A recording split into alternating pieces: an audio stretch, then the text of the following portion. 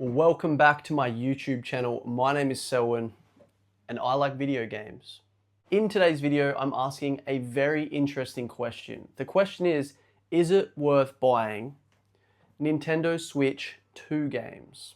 Now, I'm not talking about digital, obviously. I'm talking about physical Nintendo Switch 2 games because there's a lot of controversy behind these. There's game key cards, there's the price increase. So before we answer this question and talk about it, I'm going to go on a little game hunt and have a look at the Switch 2 stuff and some other cool games and wait around to the end to see what I buy for the Nintendo Switch 2, as well as whether I think it is worth buying physical Nintendo Switch 2 games. So here we are in the car, ready to go on a game hunt, and I thought I'd start off in the PS5 section because there was some cool deals today. $74 for Digimon Story Time Stranger I thought was really cool because this game is awesome. I had a lot of fun playing that last year, so I thought that's a good deal. I then seen this, which is Goodnight Universe. It's like a psychic baby. I haven't really heard anything about it, so I just put it back, but it does look really cool actually. I then seen this, which is like Immortals for $19. That seems like it is way too cheap. This game is probably not that good, but I still thought it was pretty cool to see a game for so cheap. I then thought this was pretty awesome. Just shout out to Final Fantasy 16, $59 for such an amazing game. I am really recommending this to people who love a good RPG. But here we are in the Nintendo Switch 2 section, the thing we are actually here for, and man am I keen to check out Pokemon Pokopia. But this Switch 2 section looks actually really good. First off, we're looking at Animal Crossing. It's $84. I thought this would cost a little bit more actually, considering some of the prices of the other games on Nintendo Switch 2. Dragon Quest VII is another one I thought about checking out, but I played the demo, but I don't really have time to get around to it yet. Kirby Air Riders is definitely another one I'm keen to check out eventually, but $99 right now seems like too much for me. Maybe eventually I'll pick it up, but this other game that I looked at, Re-Animal, actually looks really cool. It's like a 2-player horror game. Looks really awesome actually. Maybe one day I'll get around to this.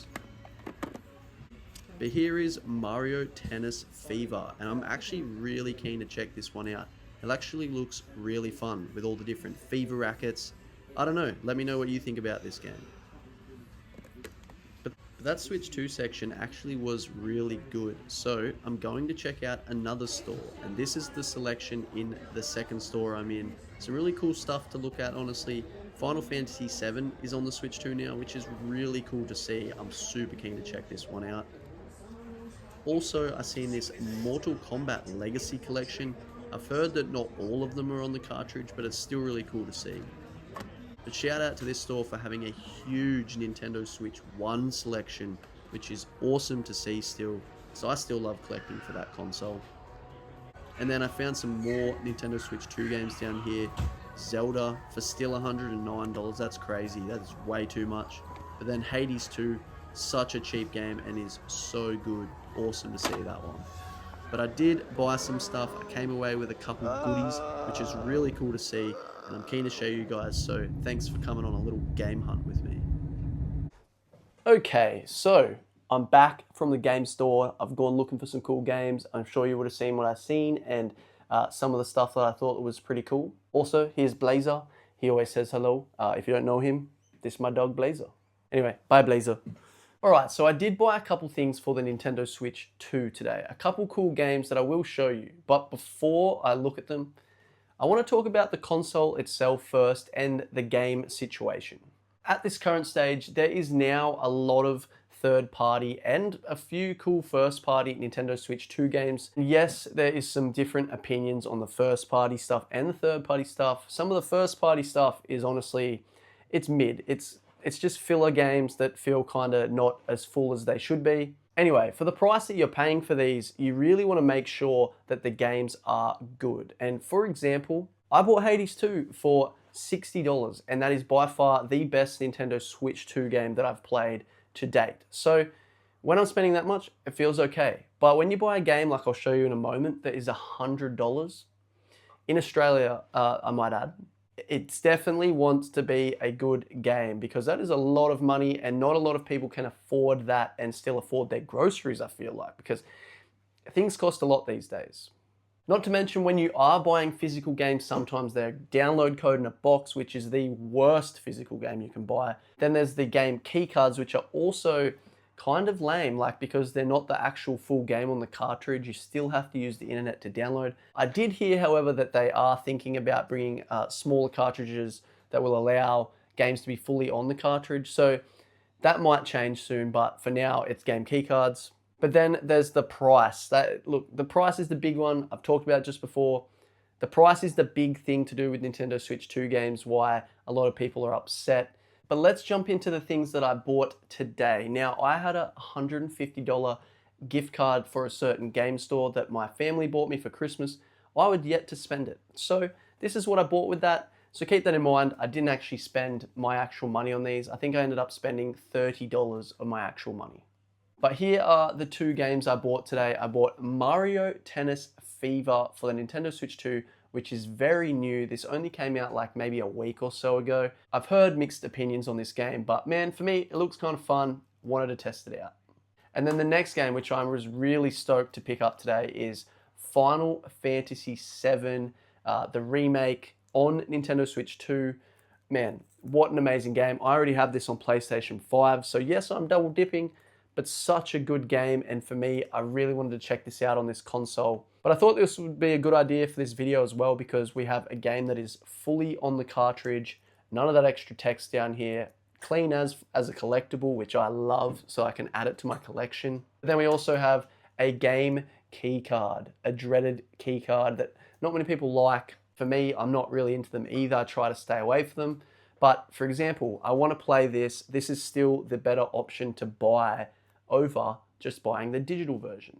But diving into these a little bit deeper, Mario Tennis Fever is a good example of a game that is quite expensive. This was $109.95 Australian for me. So this would want to be a game that has a lot of content, or at least a very good play style, because it's a lot of money. This is a lot of money, and I've seen a lot of people buying this. I mean, take a look at the back. You got all the tennis rackets.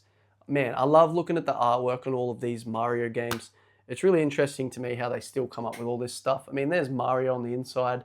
We got the game with the full everything on this game. So you do not have to download anything. You can put this into your Switch 2 straight away. Man, cool game. Keen to check this out. I wonder if it's actually really bad, like I've been hearing off a few people. And then looking at this a bit more, Final Fantasy VII, the remake. Yes, it's still sealed. I'm not going to crack that yet, but look at the back. Amazing game. If you haven't played Final Fantasy VII and you have a Switch 2, this would probably be a really good way to check it out, especially if you love handheld gaming. But this game, unlike Mario Tennis Fever, was only $69.95. Yes, $69.95. And this is a great game with so much stuff to do, amazing characters, good content, well worth $70, I believe, especially it comes with that Magic the Gathering booster pack, which for me, I won't be opening, I'll just be keeping. When you compare these two games side to side, 70 versus 110, I don't really know if is that equal? Are these two games the same? I don't know. Let me know in the comments what you think, whether these two games are really worth them prices, or do you think it should be the other way around? It makes some sense of that to me, how this is so much cheaper and then they still bring this out for so much. Either way, I got these with some money I got given, so I'm really keen to check both of these out on my Switch 2. I just thought this would be a really interesting video, a cool video to talk about what's going on with game key cards, the prices, because this is what we're looking at. A game key card with an amazing game that's like 70 versus a game that's fully on the cartridge, $100+ that feels like it's probably not worth that much. By the way, I'm just stoked I get to add these both to my game collection. But down to the question that I asked at the start of this video, is it worth collecting Nintendo Switch 2 games physically for this console? In my opinion, yes it is. There's still some really cool games that you can get fully on the cartridge. This might not be one of them that is worth that price tag, but let me just show you a couple. To start off, Mario Kart World, fully on cartridge. This game is definitely worth that price tag. There's so much to do in this. I love this game. Next off, we have Cyberpunk. Somehow they fully fit this on the cartridge. No idea how other games aren't doing that. Look, I don't fully understand it, but this is fully on the cartridge. Amazing game and well worth the money to pick this one up.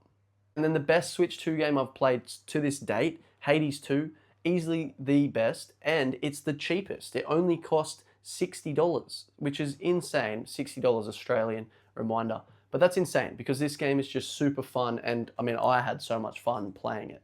But they are 3 examples that Nintendo Switch 2 games are definitely still worth buying the physical versions of, because they are all awesome games and really cool to just have sitting in my collection.